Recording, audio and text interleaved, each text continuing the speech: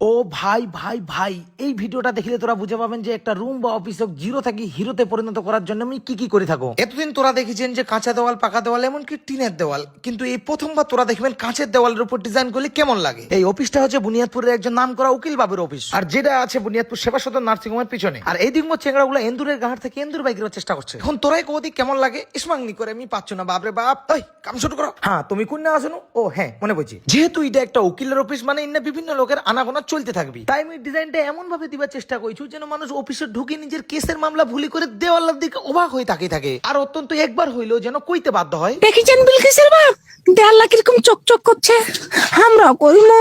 তোরাও যদি চান প্রিমিয়াম কোয়ালিটির কাজ করবা তাহলে বুনিয়াদপুর আরএম ডেকর মানে মোর সাথে যোগাযোগ করো। আর কিছু মানুষ দূর থেকে দেখি মনে করে যে এই রুম বা অফিস ডিজাইন করা তাসমার জন্য বাঁয়া হাতের খেলা। ওসমান মতে এইরকম ডিজাইন করিবার জন্য कुछ नहीं करना है, सिर्फ एक बार उल्टा करना है, बाजू में से झटकना है और फिर देखो झटपट पटापट लक्ष्मी जी घर के अंदर प्रसन्न होके अंदर आएंगी घर के फटाफट। Alguien la ha pegado por comeloncito, ahora está llorando. Gatito, miau, miau, ay mi gatito, miau.